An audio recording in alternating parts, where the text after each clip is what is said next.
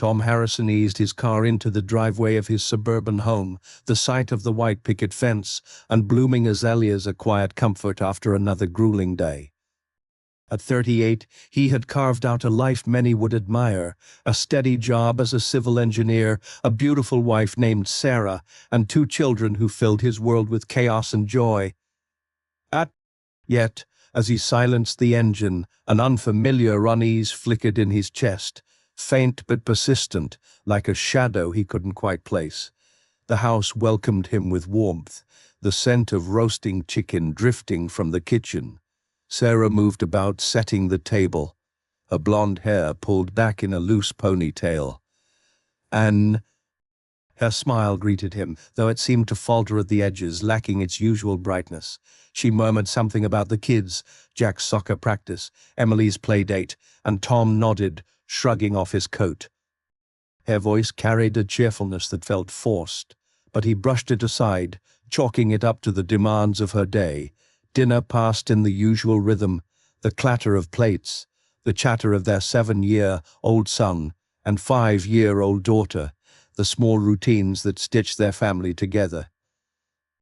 Afterward, with the kids tucked into bed, Tom settled on the couch with his laptop, poring over blueprints and deadlines. Across the room, Sarah curled up in an armchair, her phone glowing softly in her hands. A faint smile tugged at her lips as her fingers danced across the screen. Curiosity stirred in Tom, but when he asked who she was texting, she waved it off as PTR business with Lisa, her tone quick and dismissive. He accepted it, unwilling to let suspicion tarnish the trust he'd always placed in her. Weeks slipped by, and the unease grew roots. Sarah began to linger over her appearance, dabbing on makeup for trips to the store or slipping into dresses for errands that hardly seemed to warrant it. She returned home later than usual, her excuses piling up: traffic, a last-minute stop, a meeting that ran long. Her phone became an extension of her hand, its screen tilted away from Tom's gaze, its notifications silenced. He noticed, though he tried not to. Trust had always been the bedrock of their decade-long marriage, and he clung to it, even as doubt gnawed at its edges. One evening, as Sarah showered, her phone buzzed on the kitchen counter. Tom, pouring coffee, glanced at it out of habit. The preview flashed across the screen. "Can't wait to see you tomorrow. Love, Mum." His pulse quickened. There could be anyone. Martha from the PTR. Maybe her cousin Mark, but the word love sank into him like a stone.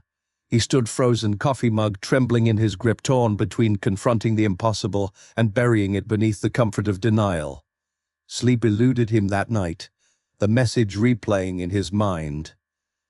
By morning, he resolved to watch more closely, though he hated himself for it. The next day, he left work early, driven by an impulse he couldn't name. As he neared home, he spotted Sarah's car pulling out of the driveway. Without thinking, he followed, keeping his distance. She led him to a small cafe downtown, a place woven with memories of their early dates. Through the window, he watched her step inside, her face lighting up as she approached a man. Mike Thompson, their neighbor 2 houses down, rose to meet her. His arms wrapped around her in a hug that lingered too long, their laughter spilling out in a way that twisted Tom's gut. Mike, with his easy charm and a family of his own, was a familiar face, too familiar now. Tom drove home, his mind a storm of justification and dread. It could be innocent, he told himself, a community meeting, a shared project, but the intimacy he'd glimpsed gnawed at him, and the trust he'd held so tightly began to fray. That night he tested the waters, mentioning casually that he'd seen her at the cafe with Mike. She stiffened, then relaxed into an explanation about the neighborhood watch, citing break-ins that Tom couldn't recall hearing about. Her words sounded rehearsed, and though he nodded, the doubt deepened. Days later, fate delivered the blow he'd both feared and sought. Searching the study for a misplaced report, he found a receipt slipped inside a book, a boutique hotel in the city, a one-night stay paid in cash, dated 2 weeks earlier. Sarah had claimed she was visiting her sister that weekend, but her sister lived hours in the opposite direction. The truth crashed over him, undeniable and brutal. Sarah was having an affair. He sat there, the crumpled receipt in his fist, as anger and grief battled within him. 10 years of marriage, 2 children, a life built together. How could she shatter it so carelessly? When she returned home with the kids, he waited in the living room, the receipt laid bare on the coffee table. Her eyes found it instantly, and the color drained from her face.